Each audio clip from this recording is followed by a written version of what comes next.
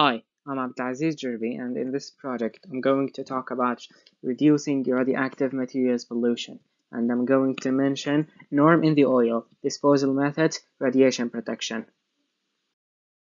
Norm, or the naturally occurring radioactive materials. The radionuclides identified in oil and gas streams belong to the decay chains of the naturally occurring primordial radionuclides, 238 uranium and 232 thorium. These parent radionuclides have very long half-lives and are ubiquitous in the Earth's crust, with activity concentration that depends on the type of rock.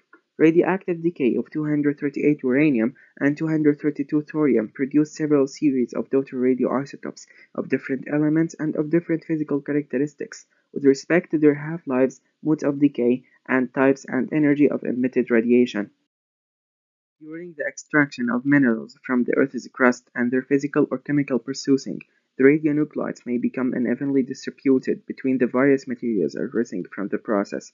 These human activities can significantly increase the concentration of norm radionuclides around us.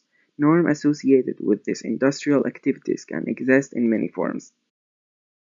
In Syria, oil is extracted by non-national entities that send radioactive oil scored to the surrounding environment, causing a major radioactive pollution in the soil.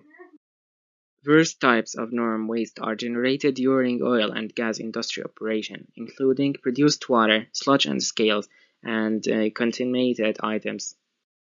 Disposal methods. There is a lot of disposal methods, but I'm going to mention some of them. Hydraulic fracturing is a well simulation technique involving the fracturing of bedrock formations by a pressurized liquid. The process involved the high pressure injections of fracking fluid into a wellbore to create cracks in the bedrock formations, through which natural gas and petroleum and brine will flow more freely. When hydraulic pressure is removed from the well, small gains of hydraulic fracturing propellant will hold the fragments open. A mine repository is a deep geological repository, and it's a way of storing toxic or radioactive waste within a stable geological environment, typically 200 to 1000 entails completion of waste farm, waste package, engineered sales, or geological that is suited to prove high level of long-term isolation and containment without future maintenance. Disposal project attempt to local ideal dumping sites decide on depth, stability, and current and to treat, solidify, and contain the waste. However, some dumping only involves dueling the waste with the surface water or using a container that implode at depth. Even containers that survived at pressure could physically decay over time, so it's forbidden in many countries. Send Norm to the space. No one did this idea because it's really risky and need a lot of money. A key factor in determining the acceptability of this method is the radiological impact of the contaminated water on local surface water and groundwater. The dissolved radionuclides are converted into soil disposed. The soil waste materials, including soil contaminated by the down migration of the radionuclides, will have to be collected, transported into block to braille a site that will isolate the waste more effectively than the original seepage bound area. The bit is constructed in the form of rectangle, 200 meters in length and 150 meters in width. At the bottom of it, two layers of compacted clay and bentonite are placed. Each layer has a thickness of 30 centimeters, after which the contaminated soil layers are placed.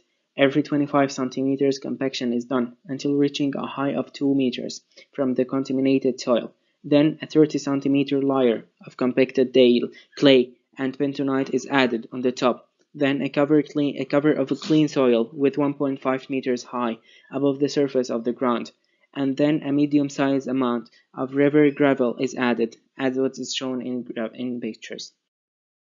And my idea is to surround the waste with carbon fiber fabric layers and put it between the clays.